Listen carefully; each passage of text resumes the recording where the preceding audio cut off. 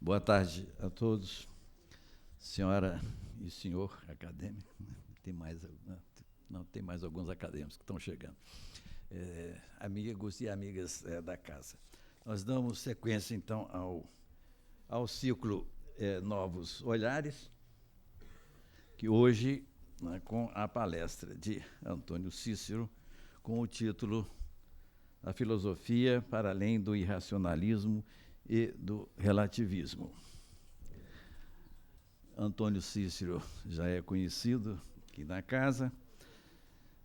O nome dele completo é Antônio Cícero Correia Lima. É autor, ele é formado em filosofia,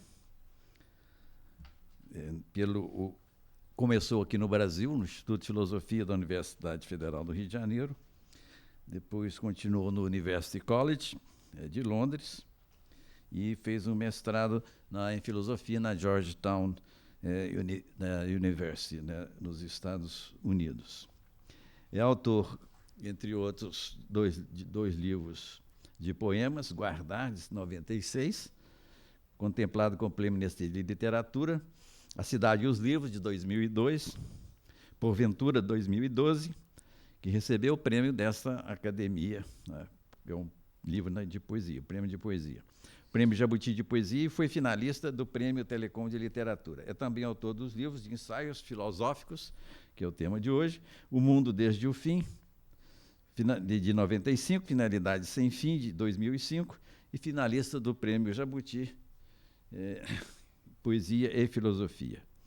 Organizou um livro de ensaios, Forma e Sentido Contemporâneo, Poesia, 2012, e em parceria com o Vale de Salomão, o volume de ensaios O Relativismo enquanto Visão do Mundo. Em parceria com a Canaã Ferraz, organizou a nova antologia poética de Vinícius de Moraes. É também autor de inúmeras letras de canções, com parceiros, compositores, Marina Lima, que é sua irmã, Adriana Calcanhoto e João Bosco, entre outros. Em 2012, foi agraciado com o Prêmio Alceu Moroso Lima, Poesia e Liberdade.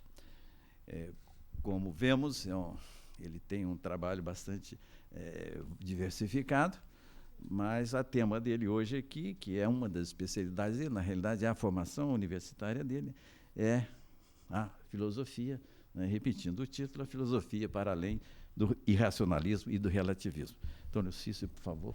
Muito obrigado. Bom, obrigado. Boa tarde. Eu agradeço a presença de vocês todos. Para mim é um grande prazer e uma grande honra realizar essa palestra aqui, na Academia Brasileira de Letras, ao lado do ilustre historiador e cientista social José Murilo de Carvalho. E agradeço aos acadêmicos por me receberem, e, em particular, ao poeta Antônio Carlos Sequim, pelo convite em virtude do qual aqui me encontro. Que não pôde vir, pediu para avisar. Ele não pôde vir. Bem, Novos Olhares, a filosofia para além do irracionalismo e do relativismo. Em primeiro lugar, eu quero esclarecer que não tenho a pretensão de expor aqui uma nova filosofia que tenha superado o irracionalismo e o relativismo. Longe disso. O que afirmo é que tanto o relativismo quanto o irracionalismo contemporâneos, que são frequentemente complementares, constituem reações contra o pensamento iluminista moderno. Ora, a modernidade é claramente a época da desprovincianização do mundo. Aquela que, do ponto de vista espacial, abre-se com as descobertas geográficas e, do ponto de vista temporal, com o humanismo, que, voltando os olhos para o mundo clássico, relativiza o mundo contemporâneo a ele. O humanismo moderno surge em oposição às doutrinas das universidades medievais que lhe eram contemporâneas. E o processo de desprovincianização ou de cosmopolitização que produziu o mundo moderno não se restringiu às descobertas dos humanistas e dos navegadores, pois também incluiu explorações científicas, artísticas, técnicas, etc. Ora, a abertura de novos horizontes tornou também possível a compreensão do caráter limitado dos antigos horizontes. Além disso, a redescoberta e releitura de textos de pensadores materialistas, como Lucrécio, e de pensadores céticos, como os sextos empíricos, propiciaram o ceticismo. As ideias e as crenças tradicionais puderam ser postas em questão quando não simplesmente refutadas. Os valores, as formas e os procedimentos tradicionais puderam ser criticados e relativizados, quando não simplesmente abandonados. Normalmente nós pensamos no século XVI, a alta renascença, né? Como, nas palavras de o historiador de ciências Alexandre Coiré, ampliação sem igual da imagem histórica, geográfica, científica do homem e do mundo. Efervescência confusa e fecunda de ideias novas e ideias renovadas. Renascimento de um mundo esquecido e nascimento de um mundo novo. Isso nos faz muitas vezes esquecer que ele foi também, segundo a descrição do mesmo autor, crítica, desmoronamento e, enfim, dissolução e mesmo destruição e morte progressiva das antigas crenças, das antigas concepções, das antigas verdades tradicionais que davam ao homem a certeza do saber e a segurança da ação. Ele, o século XVI, desmoronou tudo, destruiu tudo. A unidade política, religiosa e espiritual da Europa, a certeza da ciência e da fé, a autoridade da Bíblia e a de Aristóteles, o prestígio da Igreja e o do Estado. De fato, o ensaísta grande Michel de Montaigne dizia: olhemos em volta, tudo rui em torno de nós. Em todos os grandes estados, seja da cristandade, seja em outras partes que conhecemos, olhai, e encontrareis uma evidente ameaça de mudança e ruína. Esse estado de espírito, aliado foi bastante propício, como eu dizia, ao ceticismo. Assim, sobre a religião, o próprio Montaigne declara que recebemos a nossa, ele, entre aspas, como as outras religiões se recebem. Encontrávamos no país em que ela era praticada. Observamos sua antiguidade ou a autoridade dos homens que a mantiveram, ou tememos as ameaças que faz aos descrentes, ou seguimos suas promessas. Outra região, outros testemunhos, semelhantes promessas e ameaças poderiam imprimir, pelo mesmo caminho, uma crença contrária. Somos cristãos ao mesmo título que somos perigordinos ou alemães. Um testemunho extraordinário do estado de espírito dominante na época é o livro do grande filósofo português Francisco Sanches. Com razão, Evaristo de Moraes Filho, em seu Francisco Sanches na Renascença Portuguesa, considera não o último dos antigos céticos, mas o primeiro dos críticos modernos, pois, diz ele, as bases por Francisco Sanches colocadas no pensamento moderno, que vão além de um mero ceticismo literário ou mundano, apontam o caminho do novo método a seguir. A Europa, desde o começo da Renascença, havia sido o lugar de encontro e difusão das influências mais diversas, as tradições grega, romana, germânica e anglo-saxã, as influências árabes e chinesa. Se a condição para que a razão se manifeste é que a cultura cristã europeia ocidental, como qualquer cultura particular, tenha sido, por assim dizer, posta entre parênteses pela razão, isso se dá porque a razão está longe de pertencer a qualquer cultura particular. A razão não desnaturada, isto é, a razão universal e natural, que constitui o verdadeiro fundamento da ética, não pertence à cultura em oposição à qual se manifesta. É uma usurpação da Europa, do Ocidente de maneira geral, pretender que ela tem o monopólio da razão. A razão poderia, quando muito, perverter essa cultura, instrumentalizá-la, desnaturá-la. É o que Montaigne pensa que os escolásticos haviam feito. A razão natural, não sendo produto de nenhuma cultura particular, desabrocha exatamente nos interstícios entre as diferentes culturas. A razão natural é, em primeiro lugar, exatamente a capacidade de separar, de se separar, de distinguir, de criticar, de triar o verdadeiro, como diz Montaigne. A razão é, em primeiro lugar, crítica. Isso corresponde ao próprio sentido etimológico da palavra razão, ratus, particípio perfeito do verbo reor, cujo significado mais primitivo parece ter sido de separar, dividir, distinguir. Pela razão, o ser humano separa-se, em primeiro lugar, dos preconceitos da cultura que pertence. Logo, separa-se da cultura que pertence.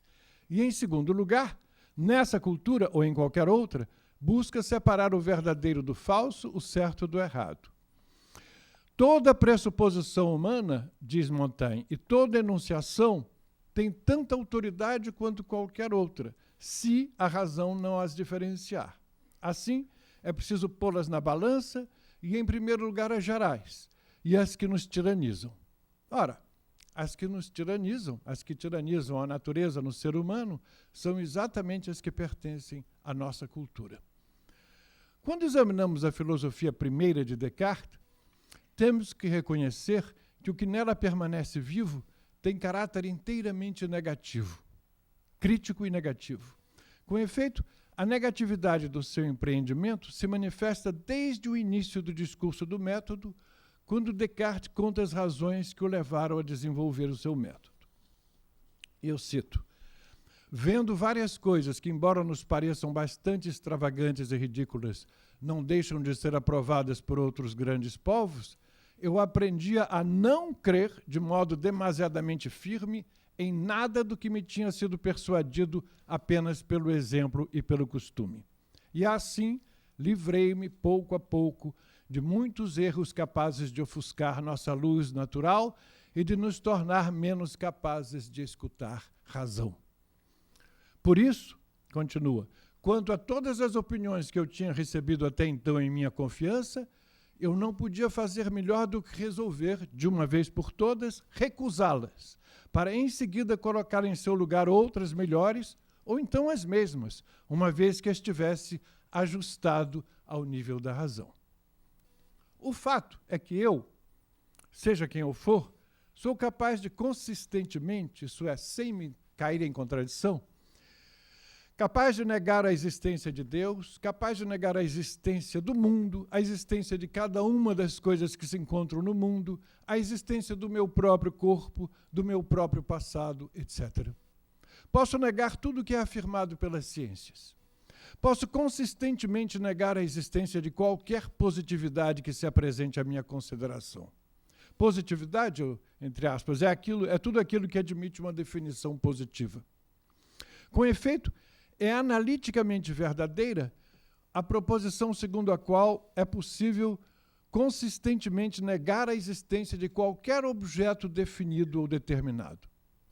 Isso não significa necessariamente que esses objetos determinados não existam, mas que tanto é possível que existam quanto que não existam. A existência de tais objetos é contingente e relativa. Contudo, como se sabe, o cogito, isto é, o penso logo sou, pretende ser uma certeza absoluta que estabeleça um limite à própria negação.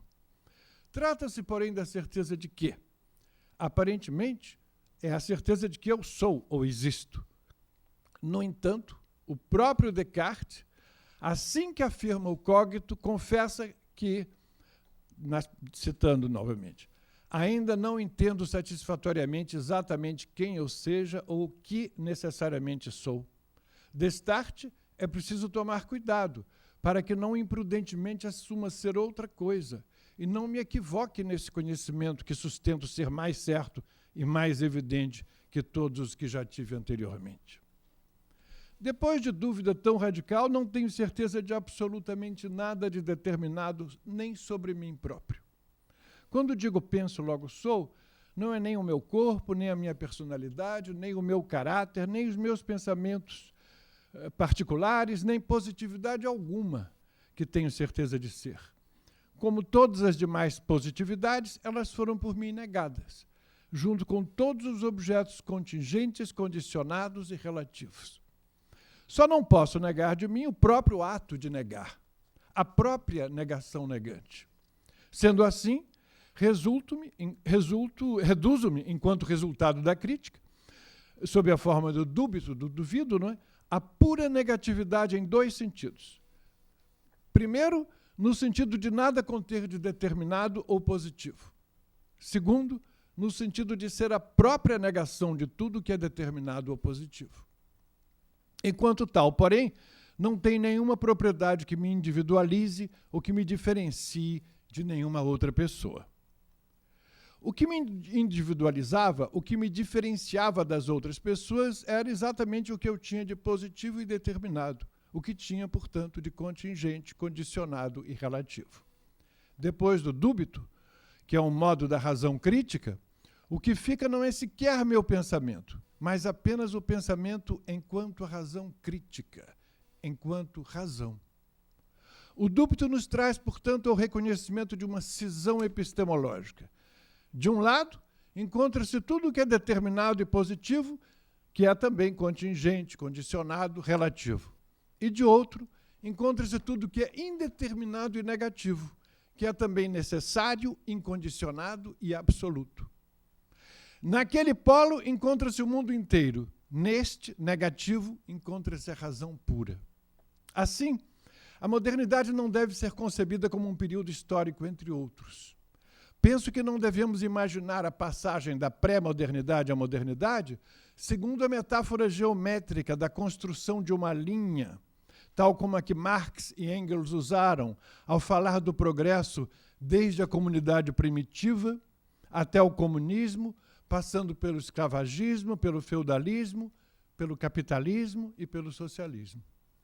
Parece-me que a passagem do pré-moderno ao moderno seria mais apropriadamente imaginada através da metáfora astronômica que Kant usou para caracterizar a sua filosofia crítica.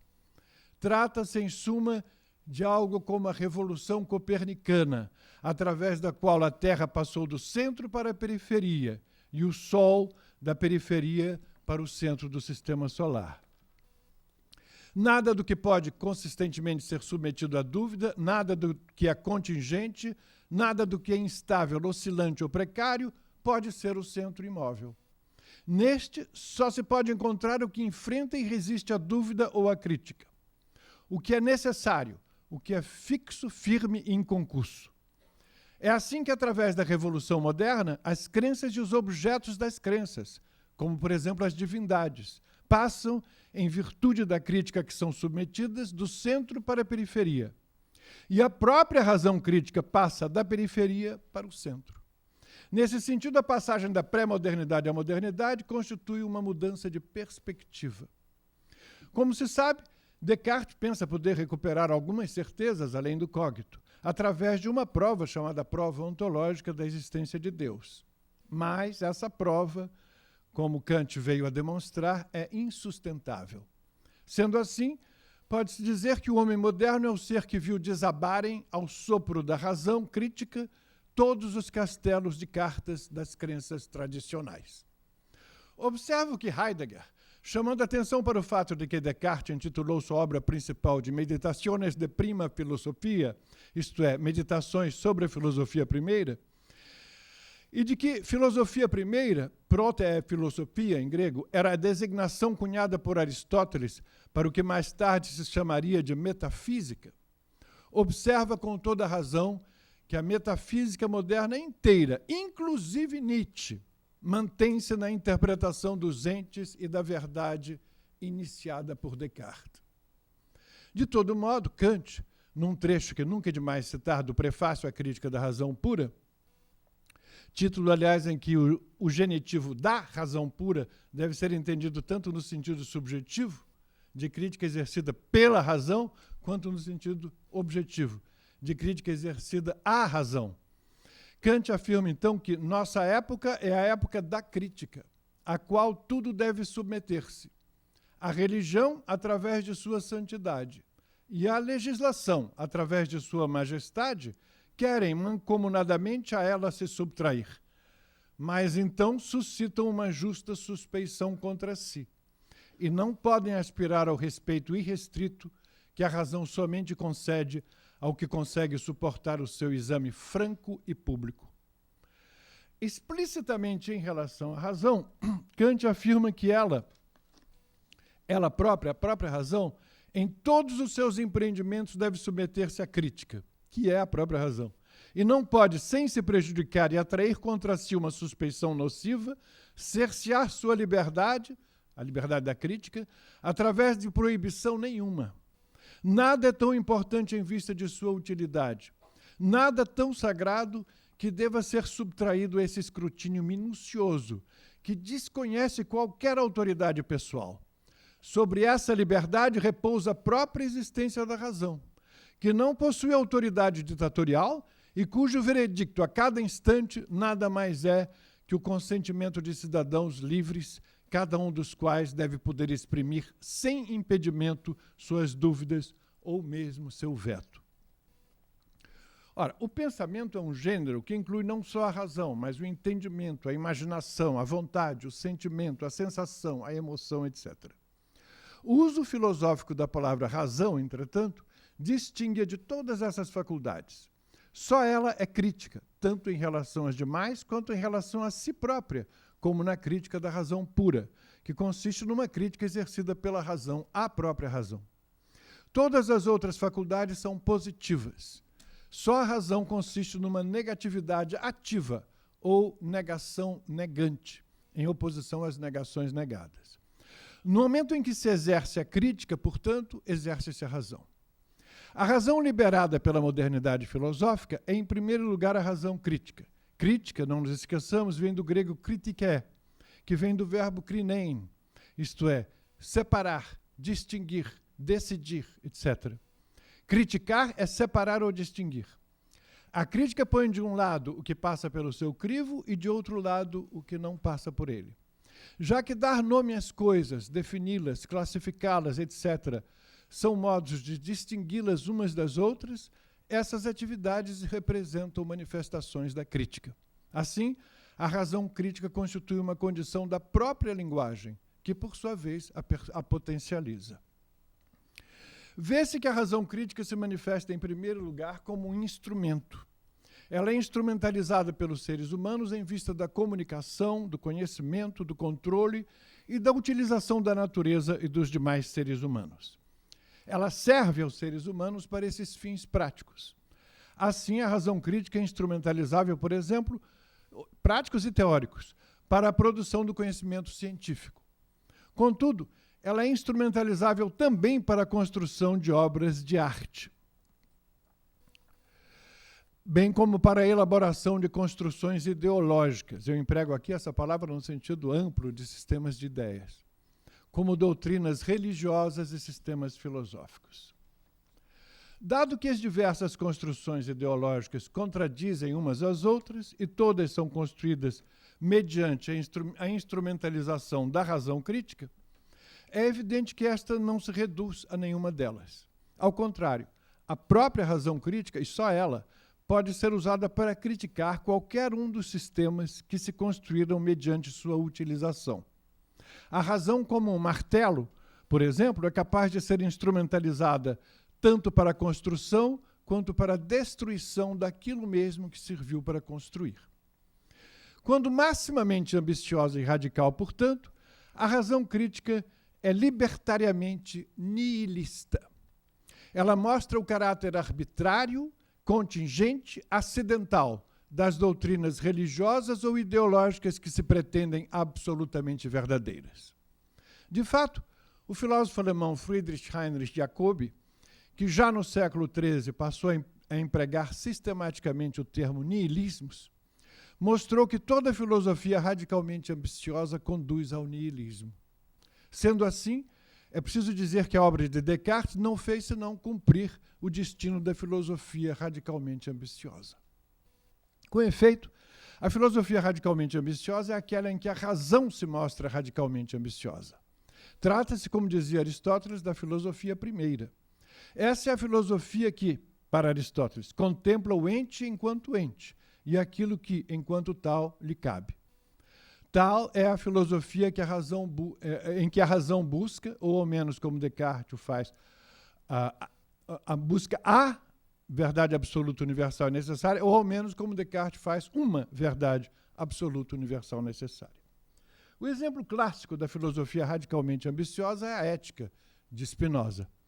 Numa obra que escreveu sobre Hume, Jacobi conta que leu a Ética tentando encontrar uma formulação mais clara da versão cartesiana da prova ontológica da existência de Deus. Jacobi era religioso. Ele a encontrou, mas ao fazê-lo percebeu, como Pascal antes dele percebera no Deus de Descartes, que essa prova não valia para o Deus de Abraão, Isaac ou Jacó, mas somente para o Deus dos filósofos, que não passava de uma abstração. Ele tem razão, é claro. Não só o Deus de Spinoza, mas o Deus de toda a filosofia e mesmo de toda a teologia racional, que se opõe ao Deus concreto e pessoal das religiões. A verdade é que não há, por exemplo, como conciliar a substância simples e eterna que constitui o primum mobile, o Deus de Aristóteles, que não passa de forma e pura inteligência, cujo pensamento só tem como conteúdo a si mesmo, pensamento do pensamento, ou inteligência da inteligência, com o Deus judaico-cristão, que se interessa pelos homens, dirige-se a eles, conversa com eles, lhes dá instruções, recompensa-os ou os pune, etc. Assim, ao usar as provas aristotélicas da existência de Deus, Tomás de Aquino conseguiria, no máximo, caso essas provas fossem inatacáveis, provar a existência de um Deus incompatível com o Deus de sua religião. O Deus de Spinoza, por exemplo, que se identifica com a natureza, Deus sive natura, isto é, a substância infinita, não se reduz a nenhum ente particular. Em carta a Moses Mendelssohn, o próprio Jacobi, já citado, explicando o sistema de Spinoza, diz que para este, o primeiro, não apenas nas coisas extensas ou nas pensantes, mas o que é primeiro em umas e nas outras, e igualmente em todas as coisas, o ser original, o real onipresente e imutável, que ele mesmo não pode ser nenhuma propriedade, mas do qual tudo mais é apenas uma propriedade sua, esse único e infinito ser de todos os seres é chamado por Spinoza de Deus ou substância. E Jacobi continua: esse Deus não pertence, portanto, a nenhuma espécie de coisas, e não é nenhuma coisa separada, individualmente diferente. Assim, a ele não pode convir nenhuma das determinações que distinguem as coisas individuais. Tampouco uma consciência, ou um pensamento próprio e particular, ou uma extensão, figura ou cor própria e particular, ou o que quer que se possa nomear que não seja puro elemento original, pura matéria, substância universal. Finalmente, no que mais nos interessa, Jacobi cita um famoso trecho da carta 50 de Spinoza e o comenta. Determinatio est negatio seu determinatio ad rem justas, usum esse non pertinet. A determinação é negação, ou seja, a determinação não pertence à coisa segundo o seu ser. As coisas individuais, portanto, diz o Jacobi, na medida em que existem somente de certo modo determinado, são não entes. E o ser infinito indeterminado é o único verdadeiro ente real, ou seja, é todo o ser, além do qual nenhum ser é dado. Isso para Spinoza. Jacobi entende que para Spinoza tudo que é finito é concebido como uma limitação ou negação do infinito. Determinatio est negatio. Só a substância infinita, que não se reduz a ente particular nenhum, é inteiramente positiva, não possuindo limitação, determinação, negação alguma. De fato, na carta 36, Spinoza afirma que uma vez que determinado, a palavra determinado, não denota nada de positivo, mas apenas a limitação da existência da natureza concebida como determinada, determinado é o que tem um fim. Não é? Segue-se que aquilo cuja definição afirma a existência não pode ser concebido como determinado. E essa, para ele, é a substância, ou Deus, um ente que é, nas palavras dele, absolutamente indeterminado. É verdade que Spinoza havia explicado, no Tratado sobre a Reforma do Entendimento, que o emprego de uma expressão negativa, como indeterminado para Deus ou substância, que nada tem de negativo, deve-se ao fato de que as palavras fazem parte da imaginação, de modo que as coisas que só estão no intelecto, não na imaginação, costumam receber denominações negativas. Com razão, porém, Jacobi observa que, independentemente da terminologia espinosista, tal indeterminação de Deus, a indeterminação de Deus, não é concebível senão através da abstração, da negação de toda determinação. De modo que o mais real, o sumo real, é, enquanto tal, o sumo abstrato. Trata-se, portanto, segundo ele, que chegou à conclusão de que toda filosofia puramente racional daria no mesmo resultado, do mais puro niilismo. Em última análise, a razão pela qual, quando radicalmente ambiciosa, a filosofia é nihilista, no sentido de Jacobi, é que, quando radicalmente ambiciosa, a filosofia busca o absoluto ontológico, ou o absoluto epistemológico. Absoluto, de absolutum, quer dizer, absoluto, significa, em primeiro lugar, o que é solto, livre, desligado e independente de outra coisa, o que é por si. Assim é, por exemplo, a substância segundo Spinoza, já que ele a define como aquilo que é concebido por si, isto é, aquilo cujo conceito não precisa do conceito de outra coisa a partir da qual deva ser formado. Mas vamos deixar Spinoza por um momento de lado e observar que na metafísica clássica o conceito de absoluto é obtido por diferentes caminhos. No fundo, porém, não passam de diferentes versões de uma teologia negativa. O conceito de absoluto, consistindo no conceito do não relativo, é obtido exatamente através da abstração de todo o relativo. Não é necessário fazer um grande esforço analítico para compreender que necessariamente tudo que é particular, tudo que é contingente, tudo que é temporal, tudo que é empírico, tudo que é finito, tudo que é definido, tudo que é determinado é relativo. E uma vez que comumente chama-se de positivo precisamente aquilo que é definido, determinado, etc., segue-se que tudo que é positivo é relativo. Desse modo, chegamos a algo que é aparentemente oposto à substância de Spinoza, mas apenas aparentemente. Se todo positivo é relativo, então o absoluto é negativo, ou a negatividade é absoluta. Não tendo nada de particular, acidental, contingente, temporal, empírico, finito, definido, determinado, positivo, o absoluto é universal, necessário, atemporal, transcendental, infinito, indefinido, indeterminado, negativo. Trata-se de um absoluto negativo ou de uma negatividade absoluta. A oposição entre esse resultado e o de Spinoza é, de fato, apenas aparente. Este chama o caráter absolutamente indeterminado da substância, do absoluto, de absolutamente positivo, em oposição ao determinado que sofre a negação. Como vimos, poderíamos chamar o mesmo caráter absolutamente indeterminado do absoluto de absolutamente negativo. Ora, é o caráter indeterminado, logo inapreensível do absoluto, que autoriza a chamar de nihilista qualquer das duas formulações. Haverá algo epistemologicamente absoluto? O relativismo vulgar simplesmente abre mão de buscar o absoluto e declara como uma verdade absoluta que nada é absoluto. Isso, porém, não passa de uma autocontradição performativa. Ela nega a si própria. Essa afirmação nega a si própria, se considera a relativa. Na metafísica clássica, o conceito de absoluto é obtido por diversos caminhos, mas, no fundo, são, como eu disse antes, uma teologia, não passam de uma teologia negativa. Ser cético em relação à razão seria uma autocontradição performativa, pois o ceticismo é um produto da razão. Do mesmo modo, a razão é afirmada no momento mesmo em que é criticada ou questionada, pois toda crítica ou questionamento é feito por ela mesma.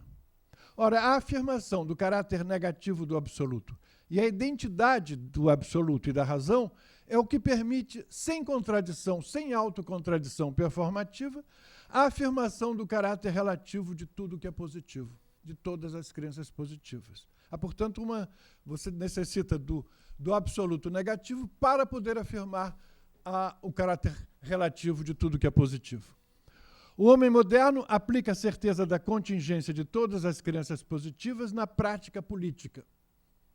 Assim, ele questiona, vejam bem a aplicação disso que eu acabei de dizer, né, esse resultado da modernidade nihilista na política. O homem moderno questiona a legitimidade de toda obrigação ou lei que, para cercear sua liberdade, tente legitimar-se na autoridade de crenças positivas, quer de origem laica, quer de origem religiosa. Ademais, ele sabe que faz esse questionamento e defende a sua liberdade, seja lá como a conceba, não em virtude de ser tal ou qual pessoa particular, isto é, não em virtude de ser contingentemente Antônio, Joana, Marcelo ou Graça, ou português, francês, grego, chinês ou brasileiro ou católico, budista, taoísta, judeu ou muçulmano, mas em virtude da razão natural e universal que ele representa. Seja lá quem ele for, tem direito à liberdade, que pode ser até a liberdade de nada fazer, e defende esse direito enquanto pessoa tout court. Sendo assim, concorda em restringir o seu arbítrio, mas somente à medida em que isso seja necessário para compatibilizar a maximização da sua liberdade com a maximização da liberdade de qualquer uma das demais pessoas que contingentemente ele poderia ter sido ou poderia vir a ser. Pois bem, a maximização da liberdade de todos os indivíduos representa também a maximização da liberdade de produção e expressão cultural, inclusive a liberdade de manifestações culturais alternativas que haviam sido tolhidas pela aceitação pacífica da pretensão da cultura tradicional a ser a única legítima. Nesse ponto, eu considero importante frisar que, ao contrário do que reza um dogma comum tanto à ideologia marxista quanto à ideologia neoliberal, a exigência de maximização da liberdade não implica de maneira nenhuma a defesa incondicional da propriedade privada. Como mostra Cohen, a propriedade privada é um modo particular de distribuir liberdade e não liberdade. É necessariamente associada à liberdade dos proprietários privados de fazerem o que quiserem com o que possuem, mas não menos necessariamente retiram liberdade dos que não a possuem. Sobre isso, Jean-Fabian Spitz comenta que uma restrição do direito de propriedade não é uma limitação da liberdade, mas uma redistribuição dessa liberdade e do poder de coação. Tais restrições, limitando o poder de coação que a propriedade exerce sobre os não proprietários, confere-lhes liberdade. A exigência da maximização da liberdade é, portanto, capaz de implicar exatamente o questionamento da propriedade privada irrestrita. Ao exigir o máximo de liberdade, o homem moderno entende que cada qual pode ter as convicções particulares e positivas que bem entender, publicá-las e defendê-las. Ele sabe, entretanto, que possui os mesmos direitos, nem mais nem menos, que qualquer outro indivíduo ou grupo que tenha convicções particulares e positivas iguais ou diferentes das suas. Assim, ele sabe que, enquanto as convicções particulares e positivas de cada indivíduo ou grupo, embora verdadeiras, segundo aqueles que as defendem, são falsas, segundo aqueles que têm convicções opostas, logo não possuem cogência universal, o princípio racional, segundo o qual cada um tem o direito a ter a convicção que bem entender, de exprimi-la de acordo com ela e de agir de acordo com ela, desde que ao fazê-lo não viole direito igual de outrem, é absoluto e de observação obrigatória. Ora, o que acabo de dizer não é senão a aplicação da concepção moderna da lei como dispositivo que zela pela compatibilização da maximização da liberdade de todos os indivíduos e de todas as manifestações culturais ao campo da expressão e da opinião.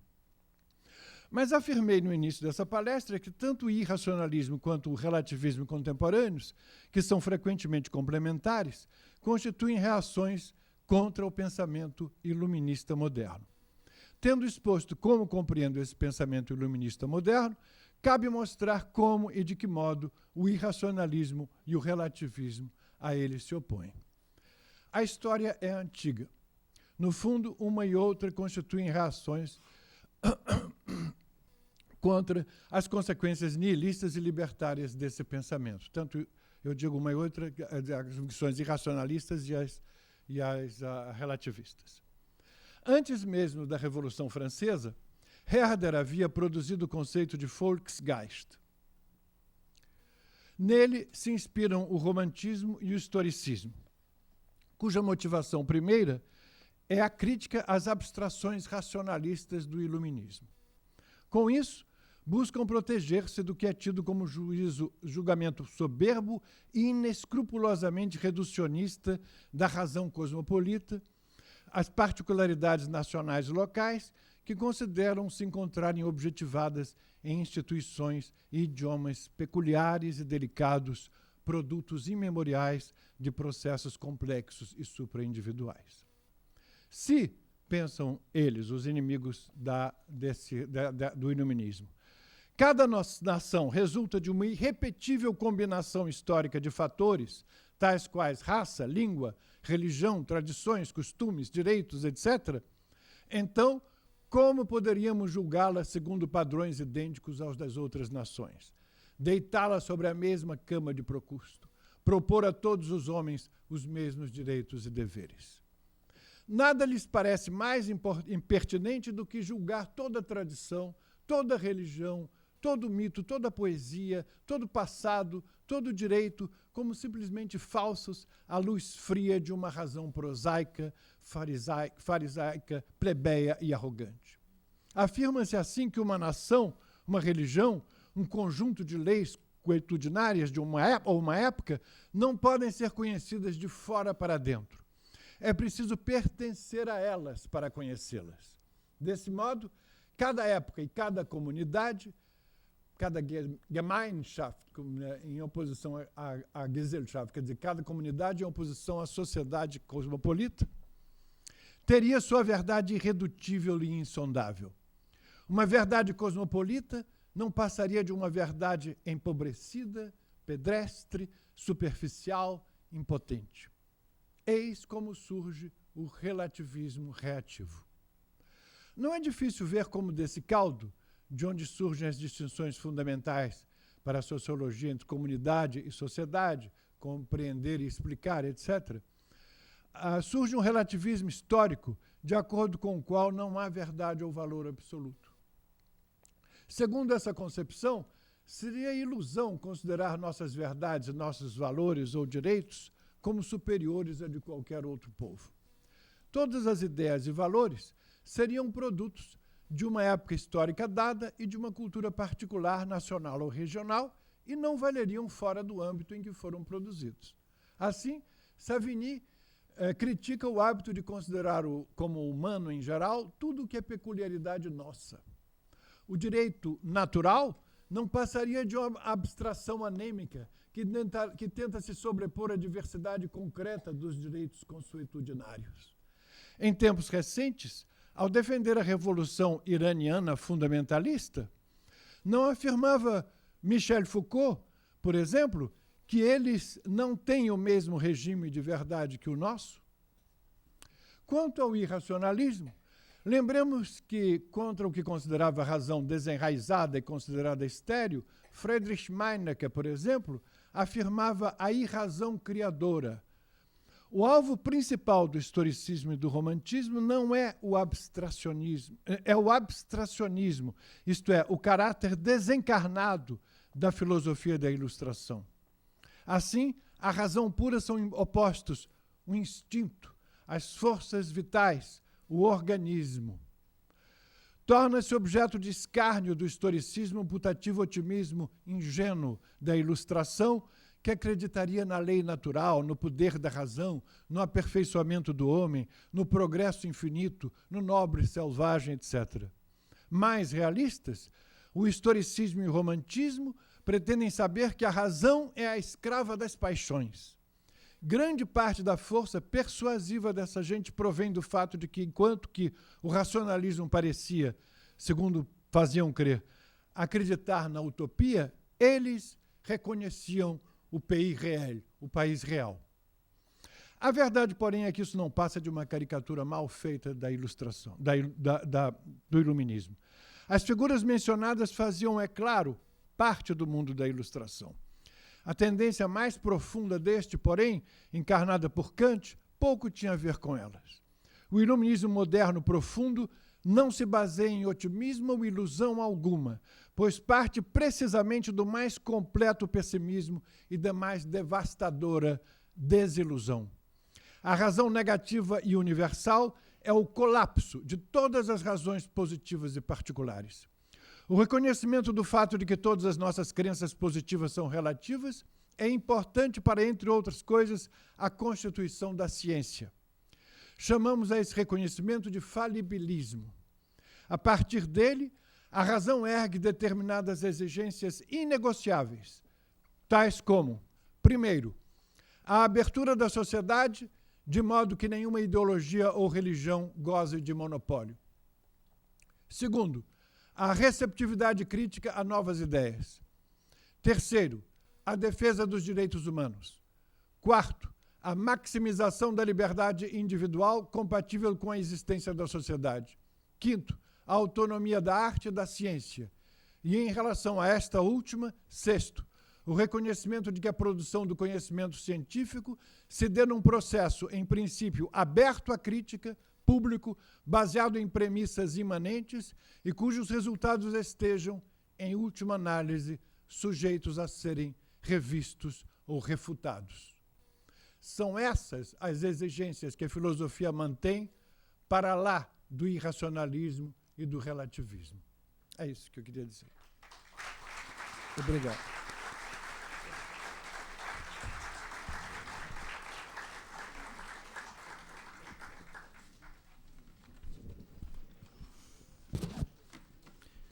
Eu não vou entrar em detalhes sobre a exposição de Antônio Cícero, porque não é minha praia. Eu estava arriscando a dizer bobagens aqui. De qualquer maneira, é um grande elogio que se pode fazer desde o início ao seu trabalho, é que, bom, eu pelo menos entendi tudo, né? Não sei. Achei uma exposição absolutamente didática, né, desses conceitos fundamentais, né, conceitos fundamentais, inclusive, que afetam a nossa própria vida. Na primeira palestra, nós vimos, né, as enormes dúvidas que os cientistas, que os físicos trazem sobre o destino, né, da humanidade, sobre o sentido da nossa vida e sobre como se comportar, como um cientista se comporta nesse tipo de ambiente. Hoje, né, você nos dá, né, por uma outra visão, por um lado mais filosófico, porque no caso, né, da primeira exposição, a solução era quase fugir da metafísica, que era apenas na ciência. Hoje você se manteve dentro da metafísica e, mesmo assim, nos traz um resultado que não é tão pessimista, embora a ideia do relativismo acaba sendo, né, algo que nos, né, reduz bastante certos entusiasmos indevidos. Né, é verdade. É verdade. De qualquer maneira, eu agradeço, né, por isso muito a sua excelente, né, palestra. Muito obrigado. E me lembro, né, no final nessas distinções que você faz, eu imagino que o Chesterton tem uma frase que provavelmente não concordaria com, né, com o que você coloca. Não, acho que não. A ideia de que o louco é aquele que perdeu tudo, exceto a razão.